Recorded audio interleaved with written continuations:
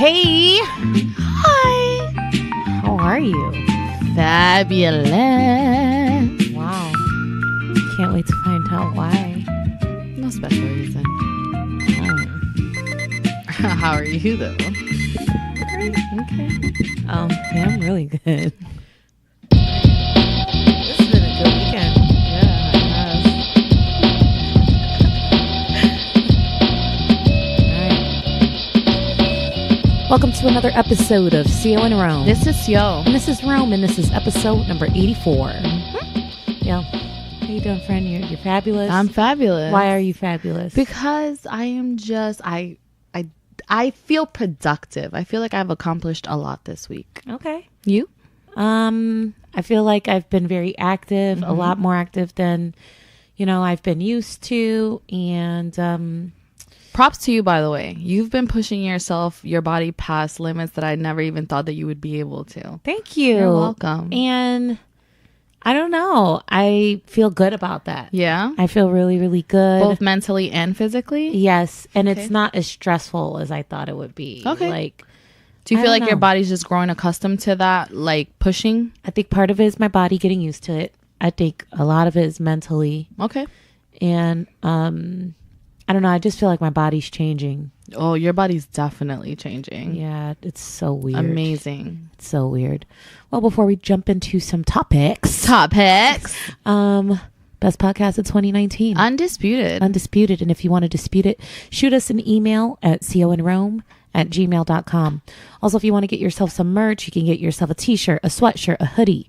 Head on over to afgoclothing.com. Yes, and we have a discount code for you guys, and that's Zio and Rome15. That gets you 15% off. Cop yourself something, take a picture, tag us in it, let us shout you out. Well, I have a very important announcement. Go ahead. Well, for those of you who keep track, well, it's hard to keep track of something like this, but this is the last episode of this season. It is. And the announcement is... It sounded like a gun instead of a drum roll, right? It.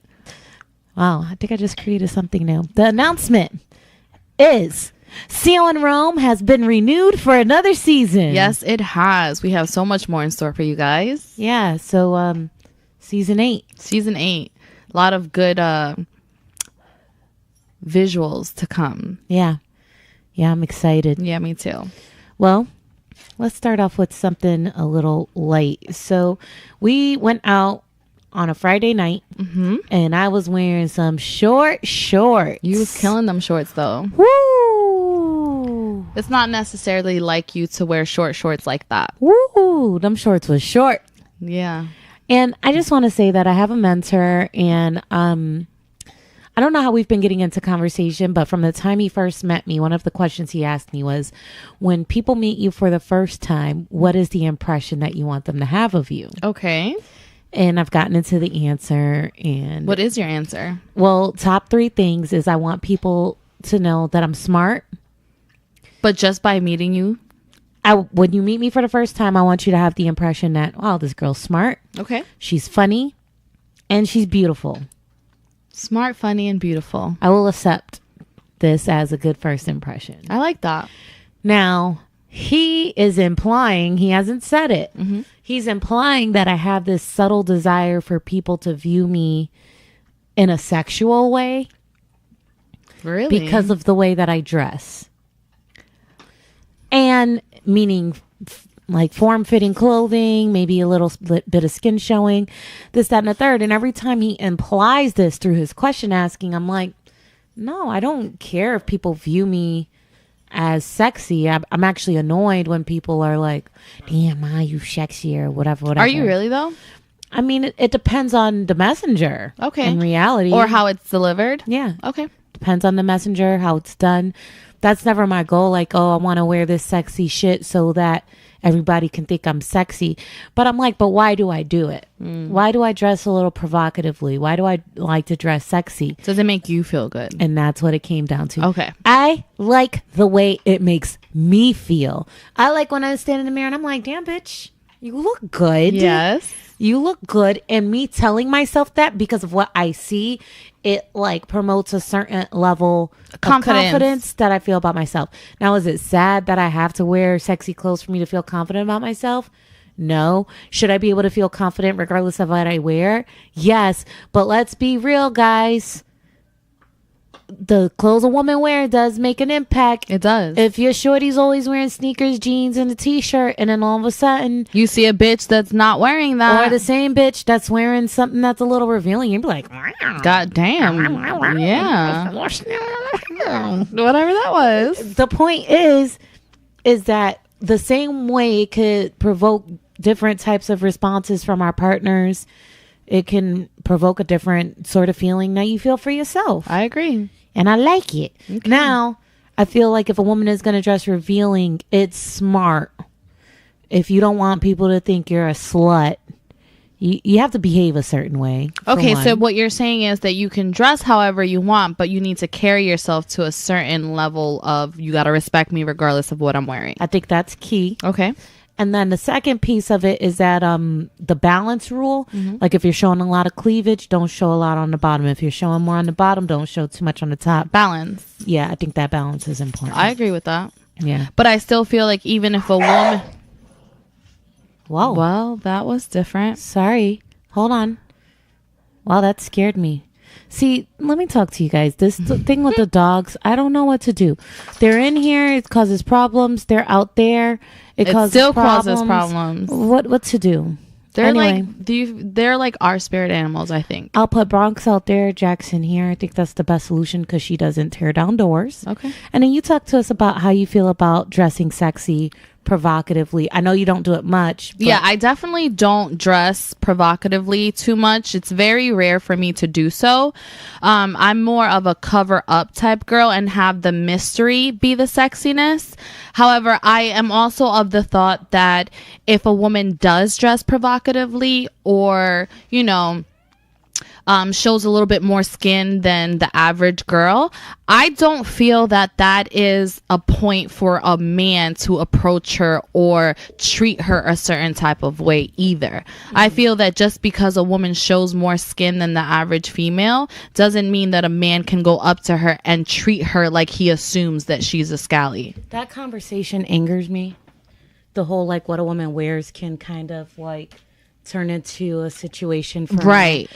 I actually was talking to the person I've been seeing. We've been having a conversation about like, the only way I'd feel comfortable with you wearing something like that is if I was with you, because if I'm not with you, I just know how guys think and how they act. And it's like, I get that.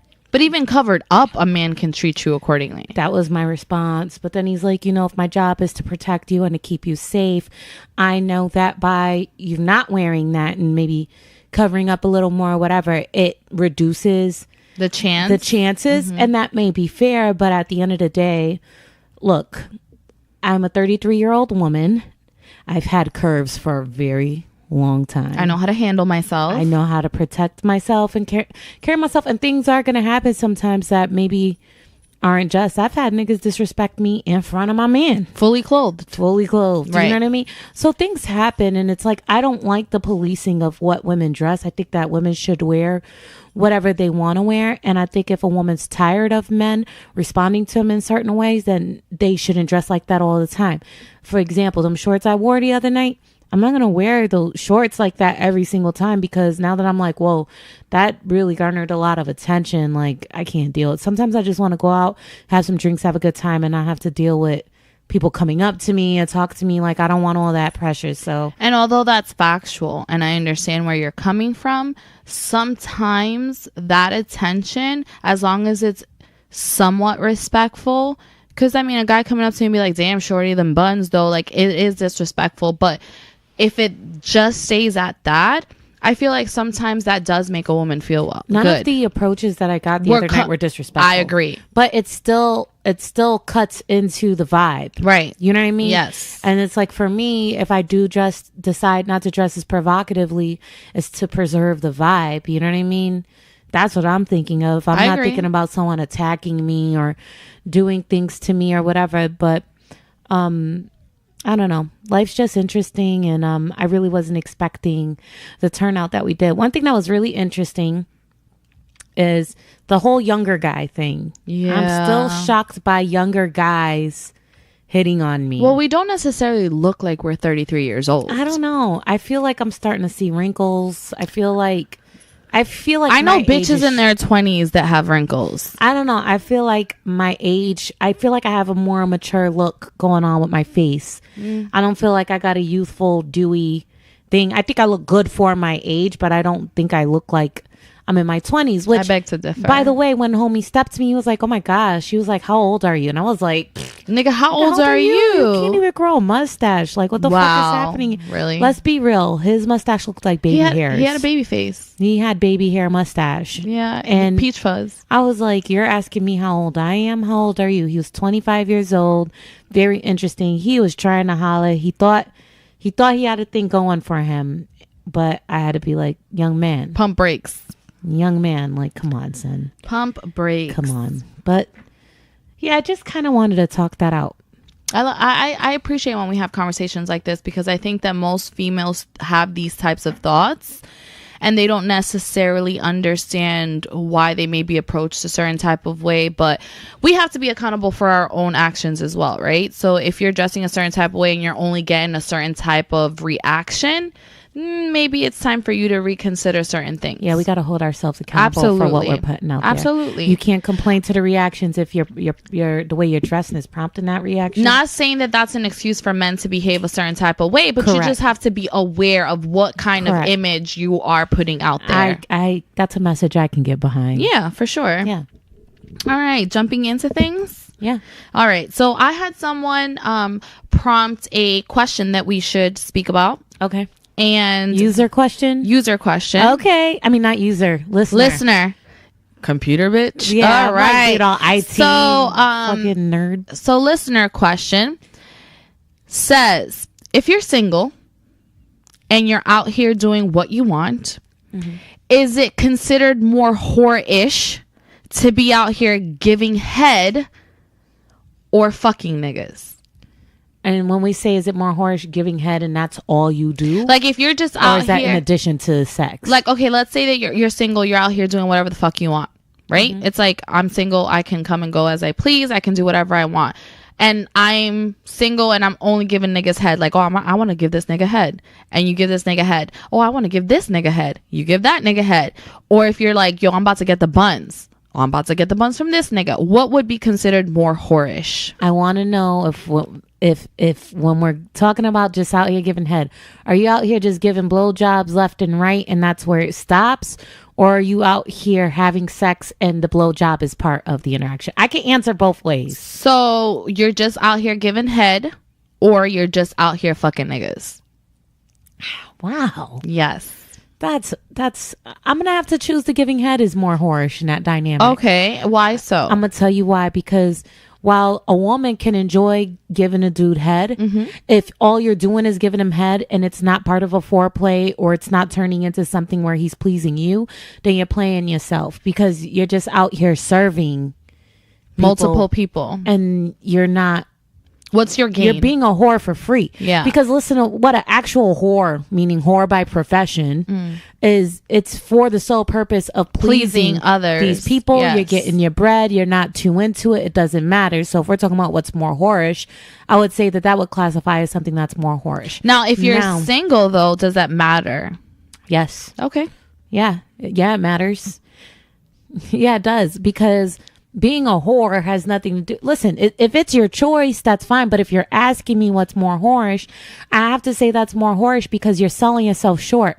Now, if you're out here being provocative, okay, the first message to know is just do what you're doing safely. Like this is something that can affect your health. Having sex, giving head, whatever. So it's like, aside from being a whore, that should be number one. Right. Like looking out for your health. But let's pretend health is some mythical thing that doesn't exist and something we don't think about when we have sex sometimes, which some people don't.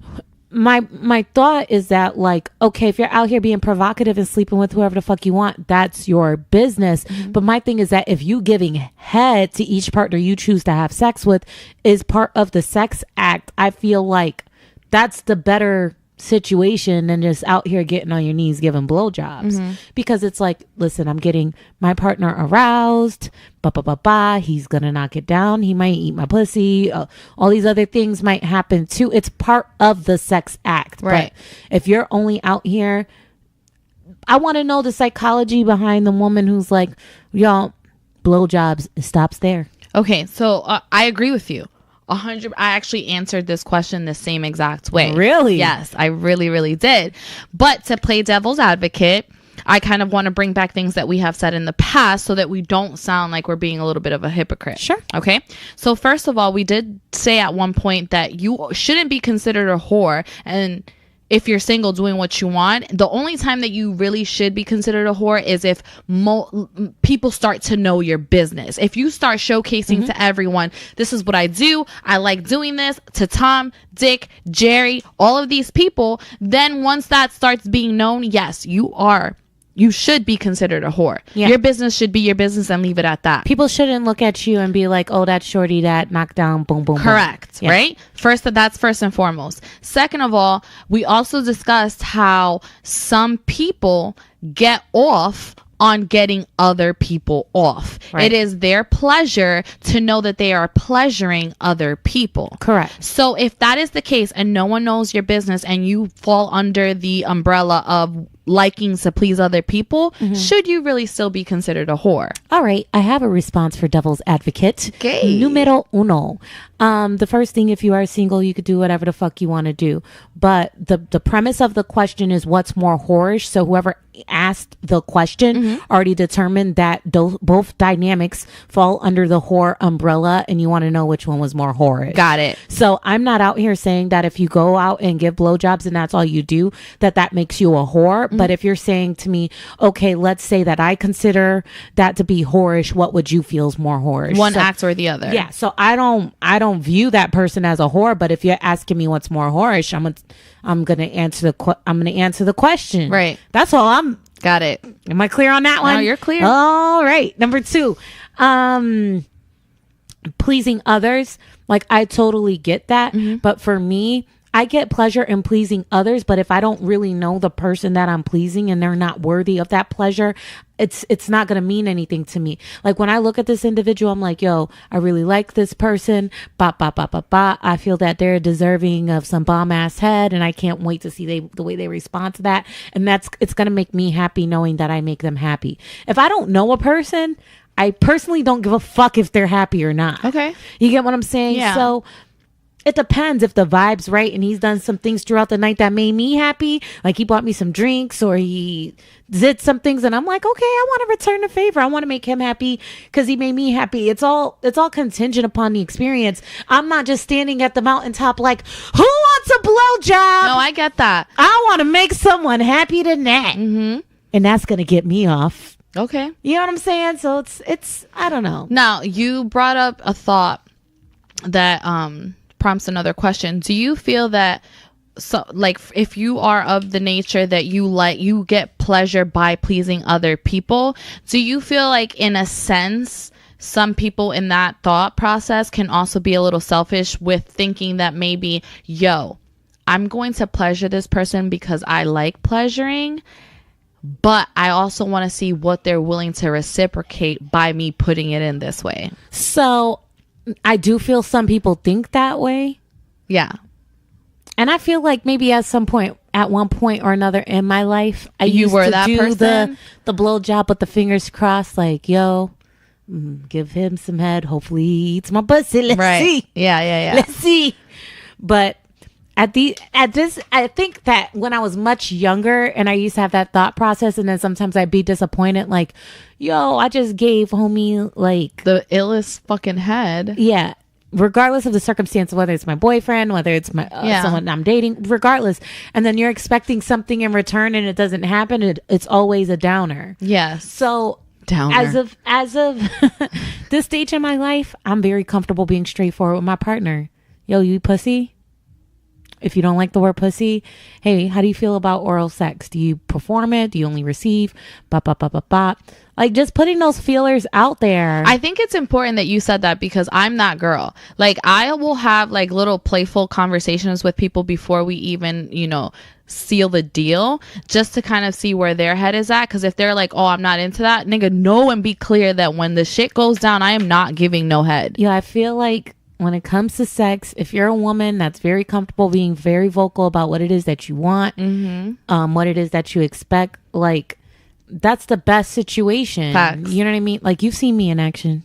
Have I? Where I've said, oh, yes. Facts. I'm like, yo. I'm like, no, I haven't seen you in action. Stop telling the people not that kind of action. But I'm just saying, like, where I can be very straightforward with someone. Yeah, very straightforward, to the point where, like, I almost feel nervous. Like, oh, my God. I guess the bottom line is, I don't even remember the question. Doesn't matter at this point. I think we've established enough. Okay.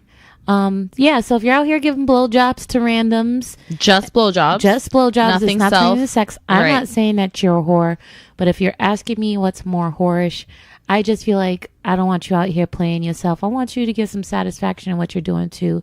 Otherwise, what's the point of doing it? But if your satisfaction is just satisfying others and you're single and you're being safe, do you, boo? That's my point. Do you? Do you? I ain't doing that shit. Me either. Fuck that.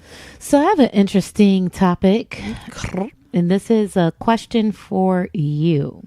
All right. Okay, so imagine that your son's here playing video games. He thinks you're not home. Okay.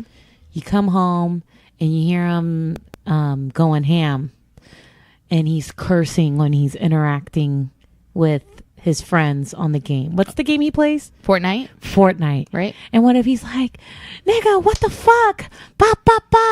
Fuck this shit. And like he's like cursing like a sailor. My question is, he's cursing, but he's doing it the right way. Do you get mad, or do you feel like low-key proud that he's like letting niggas know what's up?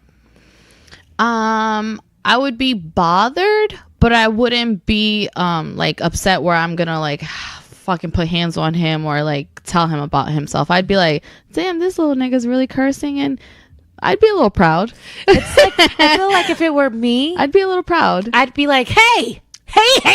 Yeah. Language. No, like I definitely would go into the room like so that my presence can be known and him be aware, like, oh shit, my mom just caught me cursing up a storm.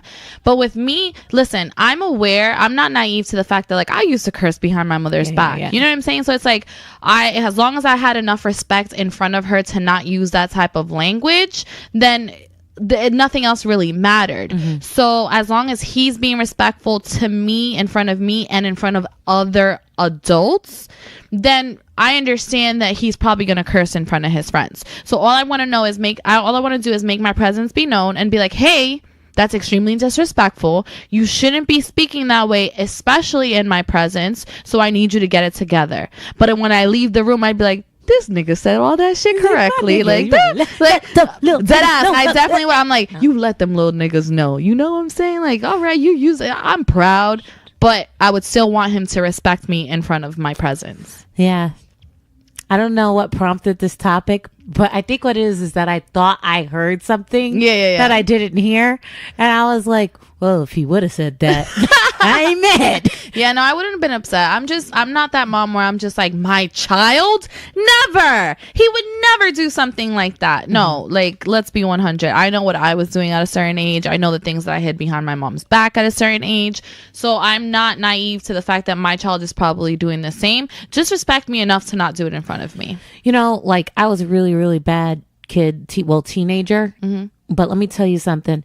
Even though I was out here not just cursing, but going above and beyond and being the most rebellious teenager in the world, right? I would never curse in my parents' presence. Right. Respect. Never. Respect me. Never. And it's not like they didn't know that I cursed. I was making music with curse words. They were very aware of how I got down, but I always had a certain level of respect. Again, not to. Plus, I also don't want to make him feel like I am, I don't know if diminishing would be the right word, but almost like trying to force him to not be who he is. I want him to feel like he can be his own person. He can do and not feel like he's constricted to abide by a certain way that his mom wants him to be. Because how fake would that be? You know, I don't want him to feel that way. But I want him to understand that regardless of who you are or who you want to be or how you want to behave, I am entitled to a certain amount of respect that you should not behave that way in front of me. That's it. Understood, Mom. Yes, that's it. That's all. What would you do? I would do the thing like I said, like I'd be like, hey, language, like, jeez. But then you'd leave the room and you'd be like, all right, little nigga. I'd be like, hey, do you know what they doing? Yeah. You'd be a good mom. You think so? Yeah. We'll see. You will. Coming soon. All right. Another round table topic. All right. So, question is, do you believe that it is a bad thing to be guarded when it comes to building relationships, whether it be friendships, whether it be romantic, whether it be peers within work? Do you feel like being too guarded is a bad thing? Yeah, it's counterproductive. Okay. So, but if you are someone that perhaps has experienced a certain level of hurt with any of these types of relationships, do you feel like it's smart? No. So you just feel like people should not be guarded, period? No, what I feel is that if you're going to place a value on relationships, whether they're working relationships, friendships, or romantically, I feel that being guarded is counterproductive.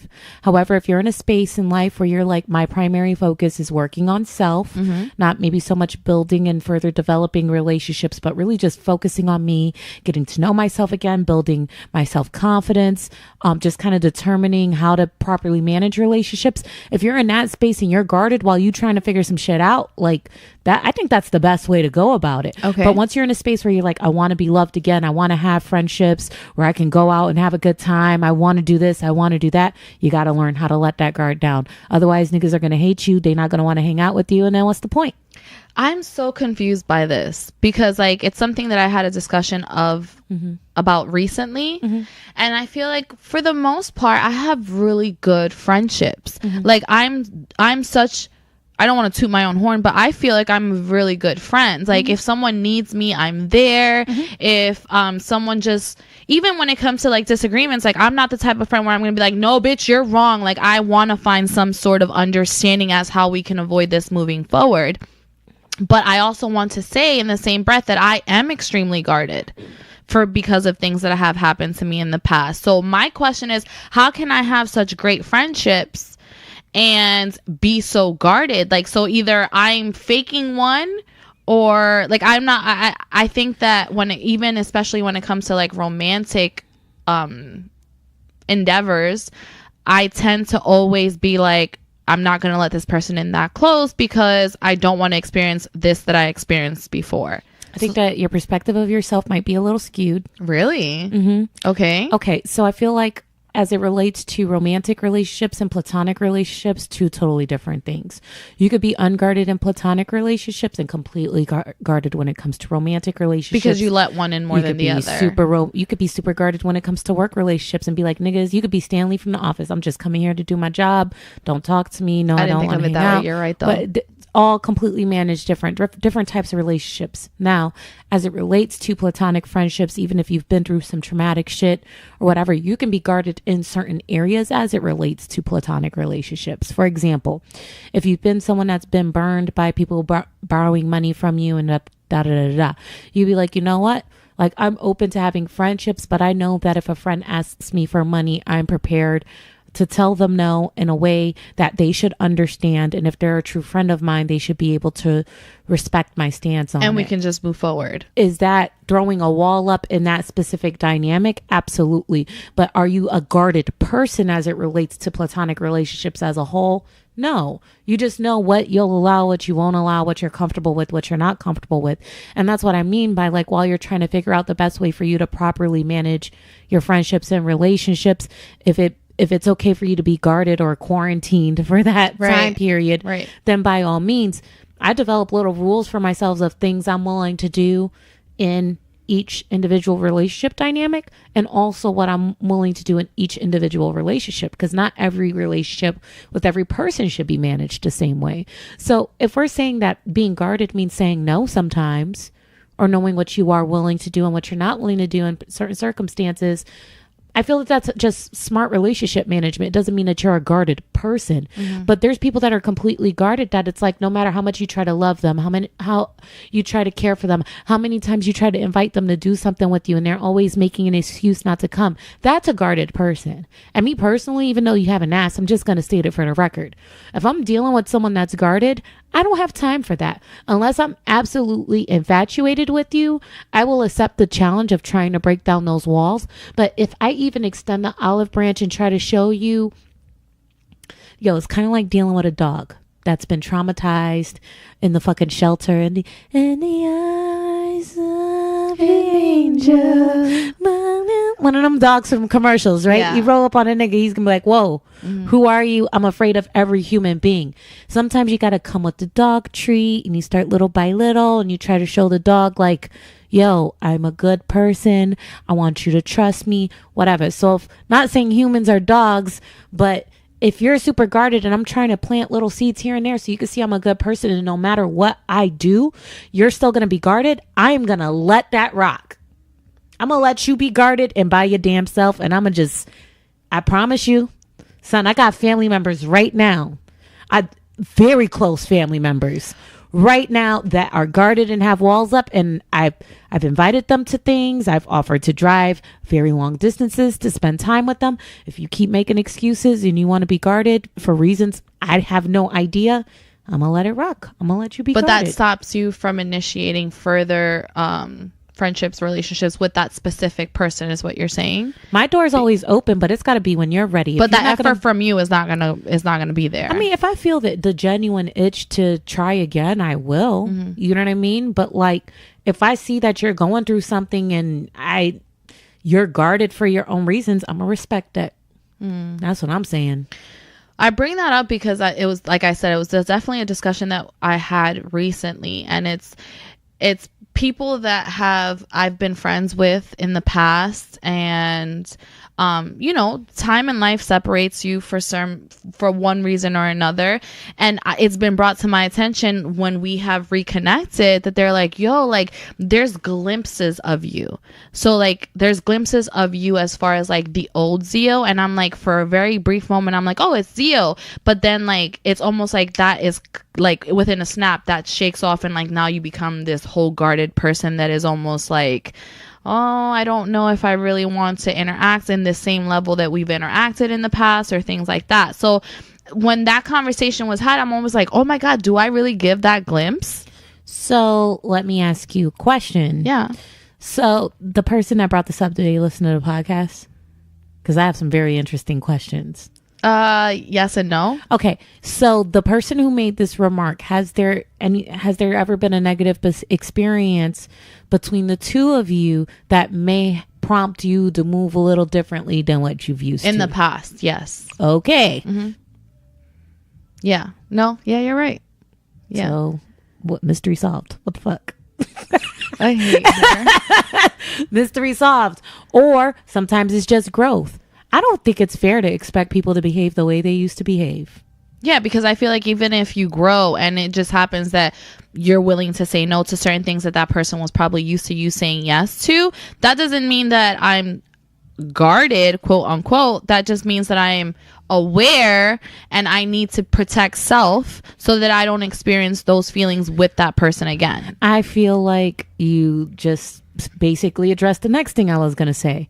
Just because you're not the person you used to be, all of a sudden does that turn into you being guarded because you're not living up to the expectations that this person had in their head? Right. Is it really that you're guarded, or is it just that you're a little more mature, a little more grown, might be interested, do things a little bit different, take less risks? Like, you know what I mean? Yeah. So they may be perceiving it as you being guarded, and sometimes people make things about them and it has nothing to do with them. So, I mean, I don't know the situation. I don't know who we're talking about. So it's very hard to say, but I feel like experiences one-on-one can cause a little bit of a shift. I feel like growth can cause a little bit of a shift. And But I must say, though, sorry to interrupt you, but I must say, though, that given certain experiences that I've had in the past,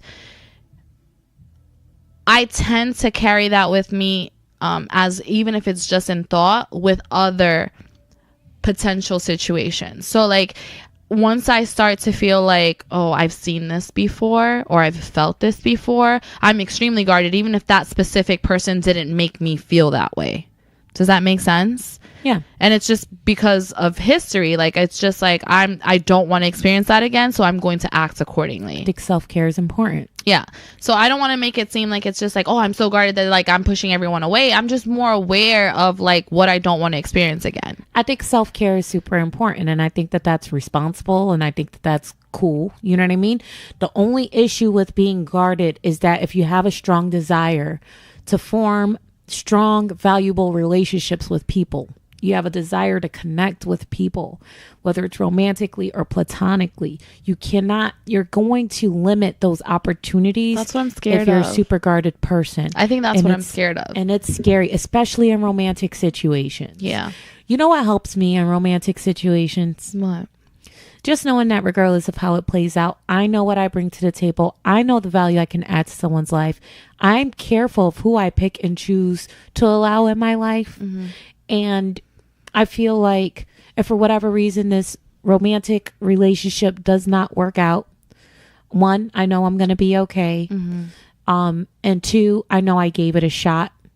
Which shows strength. Three, I did my best. And if someone made decisions not to handle me with care or not to treat me with the respect that I deserve, I'm going to, one, hold myself accountable for making sure that I properly and effectively communicated my expectations.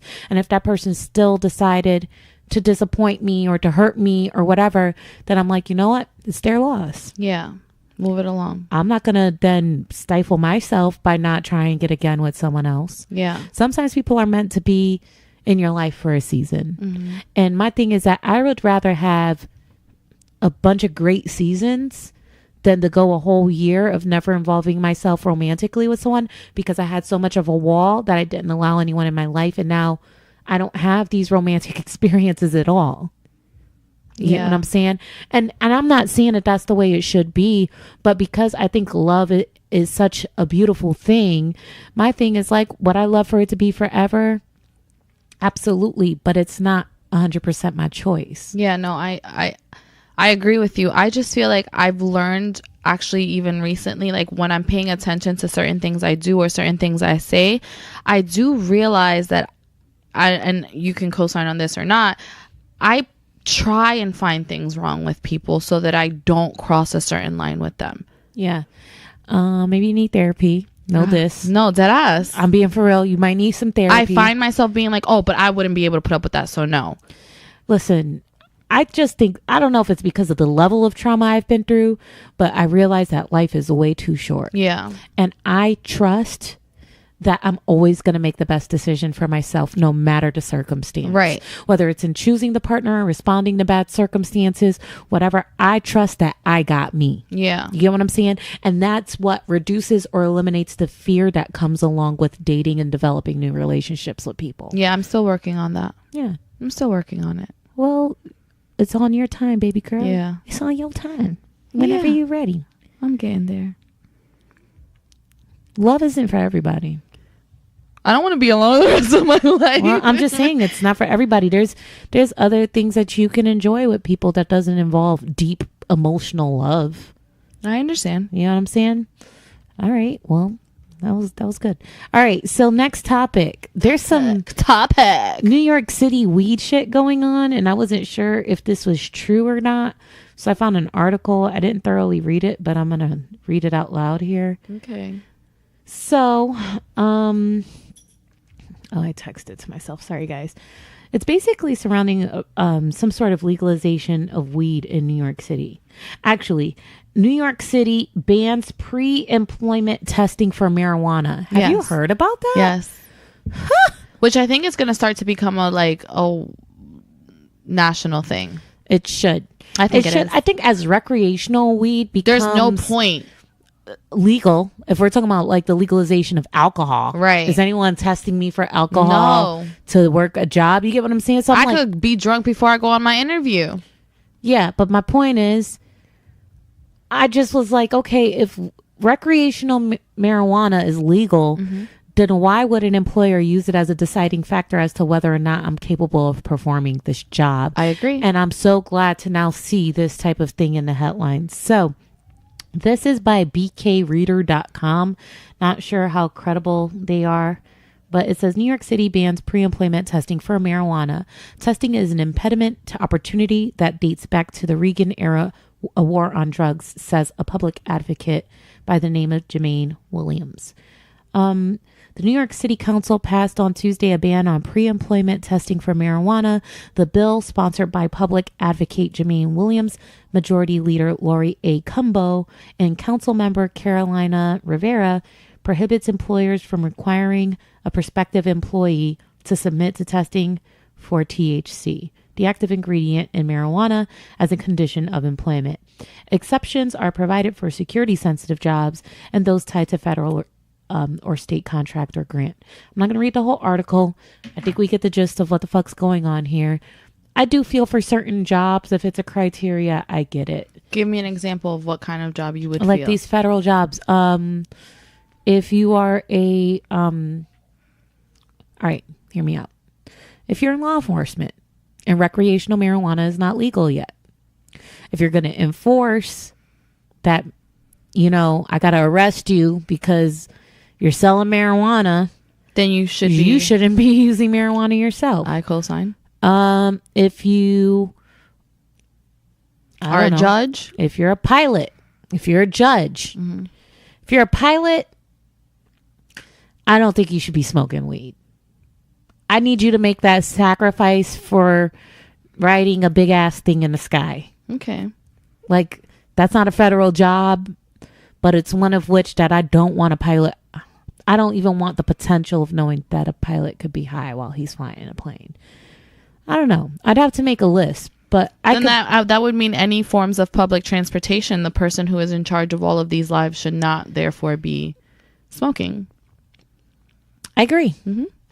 I'm not saying that I came up with that idea, but I would say that I don't think that's a bad idea. I don't think that's a bad idea either. I think any type of public servant job, when other people's lives are in your hands, then you should definitely be held accountable for being completely sober. And it's not about being fair or unfair, but it's about like being safe. Yes. And my thing is, like, if you got a problem with that, just know that becoming a pilot would involve you not being a pot smoker. And if that's too much of a problem for you, maybe you're picking the wrong career. Correct. That's my thought. I agree with that. But I feel like most of these niggas is out here smoking weed and going to work anyway. They just figuring out how to pass the test. So, like, this is making sense. This is refreshing news. Yeah, I agree. I think that, like, we've reached a point in time where, like, so many great things have come out that marijuana can do for people, that what is drug testing me for a cashier at McDonald's going to prove? Now, I do feel that, in all fairness, I'm not playing devil's advocate. I genuinely feel this way. Workplace related accidents and incidents, or incidents that may take place while someone is high on the job, I feel like there needs to be a way to test for marijuana to see if a person was high while they were working.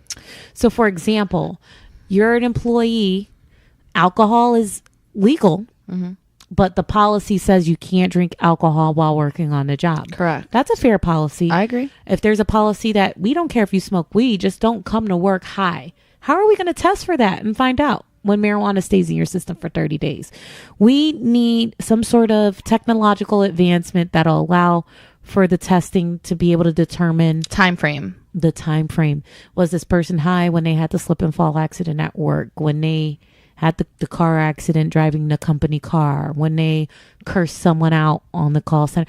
Listen, nigga, I don't know why you getting at it. Like, but if there's a call center rep talking to me like that, I want you to find out if he was high on that call. But do you feel like, okay, so I guess my question is, like, with the type of technology that we have nowadays, like, it should be possible to limit something by a test. It may already exist. I think that it's just another way of fucking us up in the system, honestly. Yeah. Because if you're like, oh, Tommy got injured on the job, but we tested him and he tested positive for marijuana, even though Tommy wasn't high on the job. He had smoked 2 weeks prior. It's almost like we're not going to compensate you for your injuries because we tested you and you were positive. Exactly. So that's my only concern. Yeah. I don't want to see, I'm excited about this. I don't want people going to work high, but I do feel like it's important to figure out how to to find a way to figure out if people are high while on the job. Yeah, I agree with that. Yeah, we agree with a lot on this show. Yeah, does that make us boring? No, I think we always agree with each other. We don't always agree with each other. Let's be clear. 98% of the time. No, when it comes to topics, right now we're not agreeing with ourselves, with each other. I mean, what do you mean? We're not agreeing that we agree. Oh, that's true. Touche. Okay. Is that it? Yeah. Okay. My last note. Okay. Is being domesticated something that women should be proud of, or is it another thing forced upon us to be considered quote unquote real women by society? Ooh, I feel like it can be used, it can be weaponized in a way that if you don't know how to cook a meal, if you don't know how to do this, that you're less of a woman. And I feel that that's wrong. Okay, so you don't agree with that? You don't feel like wrong to make a woman feel less than if she can't do certain things. So if a bitch is out here and she's just constantly like telling her man, go get yourself something to eat, go out to eat, and she's kind of just works and goes home, you're okay with that? I'm not okay with that because first of all, you're being disrespectful to your man's, and if he asked you, if you're responding to him asking you for a meal, I think that's pretty rude. My thought is that if you get in a relationship and you're like, you know what? I'm the female, you're my man, right? Okay. I'm like, babe. Yeah. Yo, I don't really cook that much. It's really not my thing. I've never been good at it. And to be honest with you, I'm really not particularly interested in learning how to cook a meal. That's just not me. It's not who I am. He expresses to me he takes issue with that. Then it's like, maybe we shouldn't be together. Or he could very well respond like, you know what? I don't mind that you don't know how to cook because I actually cook. I love to cook. And I could be the cook in a relationship. Okay. Bada bing, bada boom. So it's not the act of doing it and not doing it. It's the weaponizing it. It's when people use that to justify who they determine a real woman and who they don't determine a real woman. Just by the simple act of taking care of a household. Yeah. So I feel that it's how you do it. If that's different from saying make your own fucking meal because I don't cook. Right. It's, you know what I mean? It's the way you go about it. Now, I feel that if we're talking about value, that if you are a woman that can do it all, you're smart, you work a job, you own a business, and you can cook, and you know how to clean, and you're domesticated, this and that, you're going to add more value to your partner's life. And we're talking about sharing a life with someone than someone who just doesn't do it and refuses to do it. My thought is that if I am going to be domesticated enough and you're going to highlight that as like, oh my gosh, I love my woman. She's domesticated. She cooks and she cleans.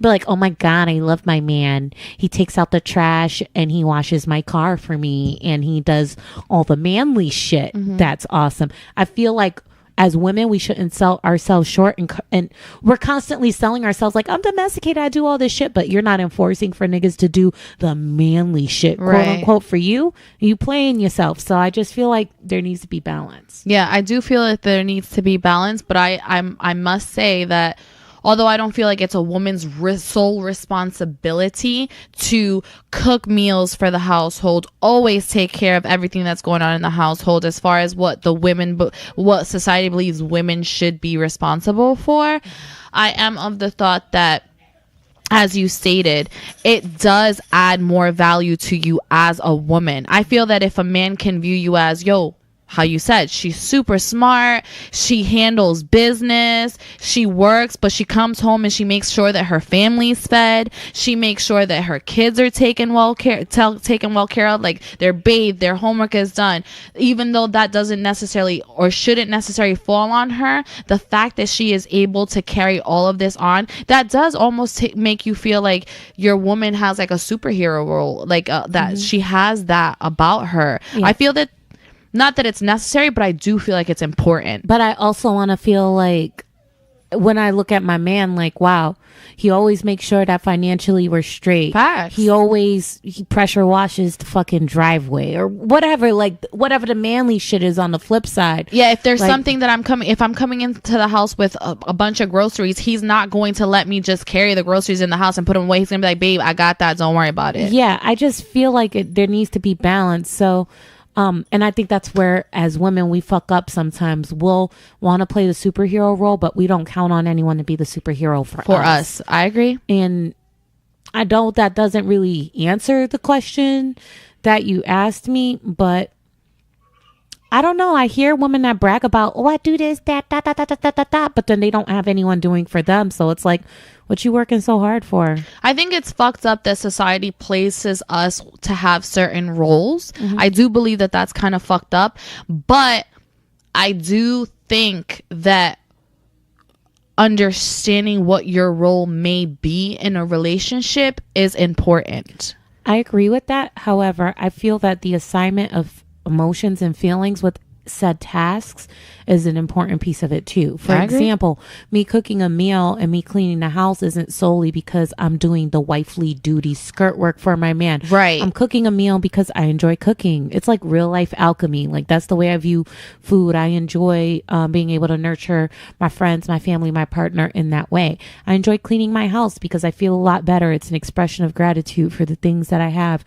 And it's a plus that my man likes it too. Right. You know what I mean? So I think it's not just the act, but the way we view the acts. If we're only doing said acts because our we feel like it's our responsibility, right, then we're playing ourselves in that respect too, in terms of the reason why we do these things. Right. And just because my quote unquote role is to be the person who is domesticated and cooks meals and doesn't mean that my man shouldn't have that at some point as well. He should be able to cook a meal for the family. He should be able to take care of the children and making sure that they're fed and bathed and all of those things, because it shouldn't fall just on one person. I can agree with that. I think that I think everyone should figure out what works best in their household and in their relationships. Yeah. And for everyone, it's going to look a little bit differently.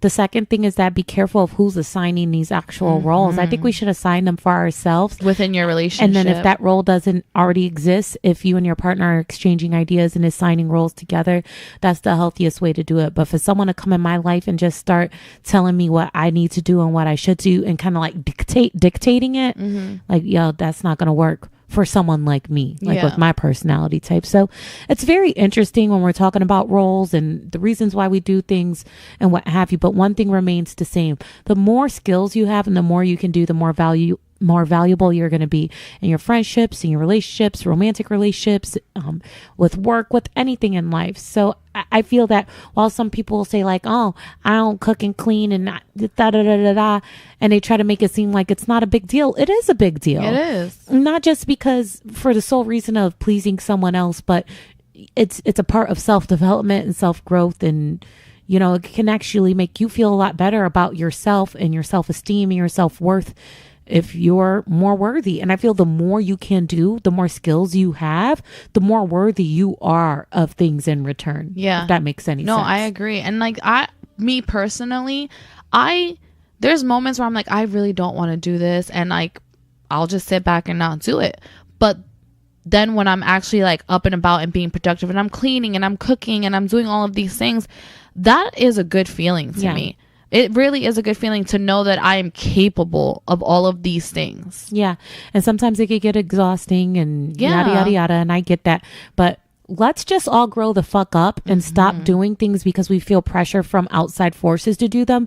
And let's all do the things we really want to fucking do. Agreed. You know what I mean? And if you don't want to do shit that makes you an adult, like if you don't want to wipe your ass, if you don't want to clean your house, if you don't want to take care of your kids, then you're just lame as fuck. Like you should be out here wanting to take care of you and yours. And that's it. It doesn't have to become that's it. That's it. You don't want to fry plantains, then that's it. You know? I hear you. Like fry plantain if you want to fry plantain. You want to fry shit, but don't fry plantains because a nigga from Westchester wants you to fry plantains. That's it. That's what I like. Yeah. Anyway, I mean, I just think the human psyche is so interesting. The reasons why we do things, it's like it makes such a huge difference. And it's not the act itself, it's the reasoning. And a lot of times it goes undiscussed. Yes. And sometimes you find more joy and want of doing the act when it's for self rather than when it's feeling like it's forced upon you. You know what's so dangerous? When you have very strong emotions behind certain acts and you never actually verbalize them. Yeah. So you have like this story going on in your head that's like, it's like an alternate reality to what another way you could be looking at it. Or, maybe in your head you feel pressured by your partner to do something and your partner never put that expectation on you in the first place. Yes. It's very interesting, man. Communication is super important. And sometimes communication with self, like really asking yourself like, man, I hate this shit so much. Why am I doing it? Yeah. Sometimes you got to just check yourself. Yeah, and you can have those type of conversations with your significant other. You can be like, hey babe, you know what, I really don't enjoy doing this. Is there a middle ground that we can find where perhaps it's not solely on me and we can kind of like bounce that responsibility off of each other? And if you have a good partnership, I think that should be sometimes we have conversations and thinking that it's going to lead to a disagreement when really it should only lead to an understanding. I like the way you pose that question. Like, who says no to that? Yeah, I'm good. Reasonably asked. Just listen, is there any way that we can, go You're back good. and forth? Thanks. You're good, man. Thanks. All right. Last topic. This is probably going to get a little emo. All right. This is health related. I made a discovery in my individual life, and I really want to talk about it because it might be able to help someone. Okay. That's a serious topic. Yes, it's a very serious topic. Okay. All right. So let's just get the hard part out of the way. That's what I like to do. All right. Different angle. Let me stop. She totally threw me off. So I woke up last week, one of the days, just feeling like a sense of loss, loneliness, just this very weird, heavy feeling. And I could not figure out why I was feeling that way. And it lasted for days. And health wise, I wasn't feeling good. And I was just kind of feeling depressed and emotional. And I was just like, it's not my period. Okay. Cause that's over. Right. Nothing happened, but I just was very sad, like just very sad out of nowhere. And then on the third or fourth day, it finally hit me that this time last year was when I lost my baby. That was like one of the saddest times of my life. Not like I've had a miscarriage before, but this was different because I was married. It was something you guys were working towards. My husband and I were working on it. I remember the emotions of just the day that I found out that I was pregnant. And then the loss was so fucking traumatic because it wasn't like, oh, I'm having a miscarriage and it's done. It was me going to the doctors and being like, oh, you're still pregnant. And yeah, depending on how this goes, you're probably going to have to terminate this pregnancy. So it was like a week or 2 week long journey of being monitored and being told this pregnancy isn't viable and we can't find your baby and we don't know what caused this. And, today's the day that we're going to have to give you the injections to end all of this. And then emotionally, what I was dealing with my husband at the time. Yeah, it was a lot. Which, by the way, I'm going to do something. I owe this to myself. And I don't give a fuck who hears this. A lot of people have been reaching out to me, feeling bad for me about everything that I've been going through. And people are like, listen, I know you've been going through a lot. First of all, I just want you to know I'm living my best life. I'm doing my thing. And even though I stopped posting on social media for a while, it's not because I'm in some depressed hole. I really just wanted to be self-focused and self-oriented. But I'm very happy, very cool. Everything's going great. Number 2, a lot of people, let's just be honest. I lied to everybody about me and my ex-husband breaking up on good terms. Okay. And I'm here to tell everybody right now, we didn't break up on good terms. Okay. I don't like him as a person. Oh my God. I can't. And I don't care. And Jonathan, if you're listening to this, I'm sorry, but I am angry And you know what? I think I'm angrier with you because people get to view you like you're this great fucking person and that you did so good for me and that it was just a misunderstanding or whatever the fuck. Like, I'm just so sick of lying to myself and lying to everybody about this. There was some real awkward shit that went down between us, and I'm not going to get into detail, but I'm going to be real with you. When a woman's losing her child, I don't feel like my husband responded in a way that's acceptable. So let's keep it a buck right there. And while it's nobody's fucking business, I don't owe nobody shit. So if you got a problem, tell your own truth. But that stuck with me. It's been hurting me. I've been carrying it, and I'm not carrying it anymore. I want better for myself. I will continue to apply standards that I expect from motherfuckers in my life. And if niggas can't meet the standard, then see you later, boss. Do you feel like you're just mad at the situation because it's so it's brought up a memory, or that you're still angry at him? Well, it's a memory that's fucked up. Right. But because it's like the year situation. No, as I have people approaching me and then like the way that they talk about my ex-husband and like they don't understand where it went wrong. Yeah. Like I'm realizing more and more as time elapses that I haven't been honest with people and I haven't been honest with myself. And while I've been carrying hurt on the inside, like people don't understand, like, it's like it's so internalized that I'm like, if I don't let it go, like I don't let it out, I'm gonna fucking explode on somebody. And I don't want to do that. And while it isn't anyone's business, I do feel it's my business to make sure that people understand, like, I feel that people should have to face the consequences of their actions, behaviors, and decisions. And by me protecting someone that didn't protect me, you're not living up to the consequences, and you're not learning the lesson that God intended for you. I'm also of the belief that no matter how much time has passed, doesn't mean that you get to decide when you pay for your consequences. I want to apologize. Or rather, when you pay for your actions. I want to apologize because I am breaking the agreement I made with Jonathan.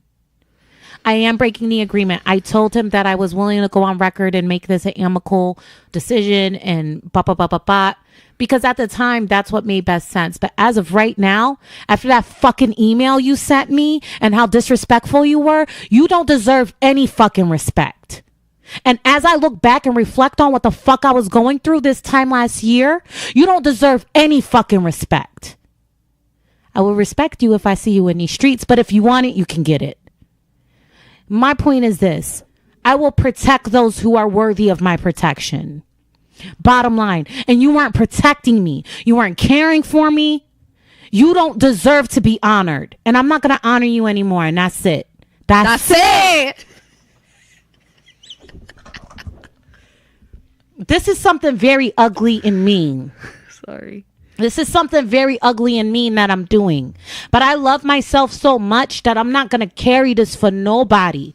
No nigga on this planet knows what it's like to have a baby dying inside of you. Especially in the way that it happened to me. Yeah. To have to get injections and be told, oh, your body's just, I'm like, what's going to happen with the baby? Oh, your body's just going to absorb the tissues of the, nigga, is like my body a graveyard? Like, what the fuck is going on here? Like, it's just weird.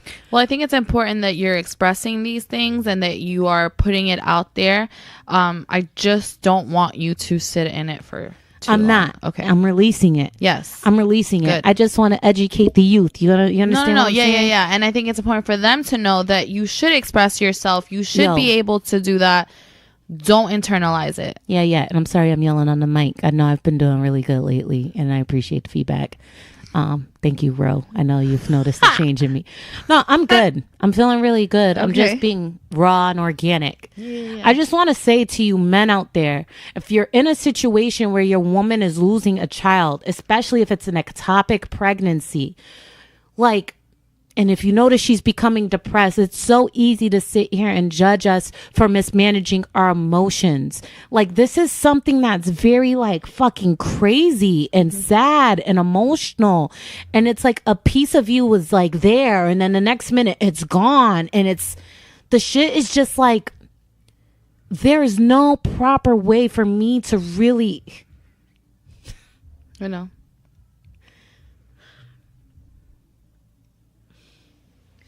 there's no proper way for me to describe that kind of loss. There's no description that will be enough. There is nothing that I can say that will describe to you the feeling of that type of loss. Yeah. My baby had a name. My baby had a name. Yeah. I felt changes in my body. Yeah. Instantly. You know what I'm saying? And to not only deal with the loss, but to be able to look my partner in the eyes and know I wasn't being treated the way I deserved to be treated, especially in that moment, to be handled with care. It hurt me. It made it hurt even more. You know, and I just want to ask that every man that's listening to this, if your woman has ever had a loss, if you guys have ever lost a child and you never did what you were supposed to do to properly acknowledge her, like, just do that, like, today. Any hurt, I think, that a man is not willing to take care of their women treat their woman with care is fucked up. And I know it's a loss for you guys too. It's not just her loss, you know, but it's just taken too lightly sometimes, man. And you know, I pat myself on the back, bro. Like, these tears are in the moment because I'm, you know, because it's I'm acknowledging the loss of a baby, Yeah, you know, but my it's so child, you know what I fresh. mean? Yeah. But at the end of the day, like, we're talking about being superheroes as women. You know, this was right after losing my hair. This was after me being in a coma. This was, you know, I had to stop taking MS treatments to try to have this kid and going through all this shit. And then I'm like so excited. When I found out I was pregnant, I felt like that was the most exciting moment of my life after going through all this shit. You know what I mean? And then for that to not have worked out, like, it was devastating to me. But here I am a year later and I still have accomplished so much. Yes. You know, and it's sad that, you know, divorce was a part of my journey, but divorce was necessary for me and for him. I think you're such a strong and intelligent person, and I've always known you to be that way. But even with this traumatic experience of losing the baby and divorce and all of these things, I see you as so much more of an intelligent and stronger person today. I appreciate that. And I'm gonna be 100% real with y'all. Like, one of the conversations that I told my ex-husband was, yo, I feel like us staying together would be a disservice because I have lost a certain level of respect for you, and I refuse to be in a relationship where I cannot honor and respect my partner. Like, I don't want to be that person that doesn't love, honor, respect, and cherish my partner. And there was just some things that happened between us that there was no way that I could delete certain memories in my mind. Yeah. And they still hurt. You know what I mean? So as of right now, just wrapping this up, I hold myself accountable for making sure that I surround myself with people that mean nothing but the best for me. Yes. And if you make the decision and you make the choice not to treat me with the respect that I deserve, I have no problem exploring the possibility of living life without you. That could be a friendship, that could be a spouse, that could be a partner, that could be a job, it could be whatever. If it does not serve me well, I don't have room for it. Life is too fucking short.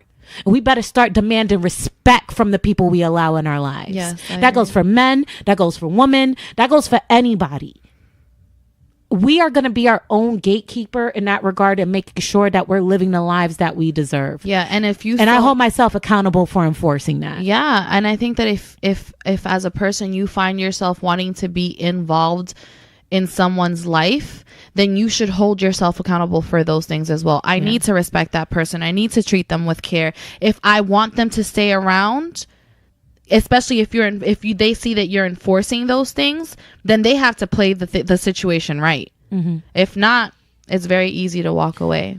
The only thing I'm thinking about right now is if my ex hears this, he's going to be fucking pissed. Who cares? But you know what? You didn't think about how your email is going to make me feel. So, hey, sucks to suck. Anything else, Theo? That's it. That's it, papi. Hey. Yo, so I went to the Bounce House, Bounce of America. That was really dope. I just want to say to anyone who's considering ever going to this adult, well, it's for kids on certain time slots, but the one I went to was adult only. I wasn't mentally ready. Just know that you need to wear something comfortable, drink plenty of water, And like that's gonna be the workout of the day for real. Like it's very intense. It looks fun. Yeah, it's like low key athletic. You know what I mean? That was really good. I was supposed to go canoeing or kayaking this morning. Couldn't do it because the bounce house really took it all out of me, and I needed to be careful. But it's been very active. I feel like things are getting busier, and I am proud of myself and my capabilities, and pushing myself a bit more. So, I look forward to seeing what next weekend will bring. Don't we have a couple parties? We do. We have a couple parties to go to. Yo, shout out to Elisa. Happy birthday. That's coming up. Amy has a concert for the 90s that is coming up. Okay, looking forward to that. Yo, it's going to be one hell of a summer. Yes, it is. Oh, and I have one last thing to note. Okay. You know what I've noticed? That even though I went out with the poom poom shorts and, had a good time, I'm still that girl that doesn't want to give out my phone number, or that's like, I feel like as women, we could go out and have a good time and maybe enjoy a little bit of the attention guys give us, but it doesn't always have to turn into something. Yeah, no, absolutely. Doesn't mean you're looking for it. Like, I definitely don't go. Maybe back in my 20s, I would go out and be like, oh my God, I hope that I meet a cutie and get his number, or vice versa. But in this age and where I find myself, I'm going to dance my ass off. I love to be on the dance floor. I'm going to dance my ass off. I'm going to have a good time, and I'm going to go home. Like, it's never my mission in the beginning of the night to be like, I'm going to get a number, I'm going to go home with someone. That's not where my head is at. Yeah, and I think that sometimes people can't like identify the difference. Like, just because I may draw a certain level of attention, or guys may try to holler at me, that doesn't mean that's what I'm looking for. I'm just going out with my friends. I want to have some drinks. I want to have a good time. It's my choice whether or not I exchange the numbers. You know what I mean? But it just feels good to still be able to feel like, yo, we going out and having a good time, and it doesn't have to turn into anything crazy unless you want it to. And I'm glad that I'm having pure, innocent, like just good times. Yeah, I enjoy making genuine memories and having stories to talk about the next day, or like with time to come, because to me, that's what brings me joy now. And I think that by not being guarded, it's allowing for all of these experiences to happen. Yeah. Full circle moment. Full circle. That's it. That's it. All right, guys. Thanks for listening. We'll catch you on the next season.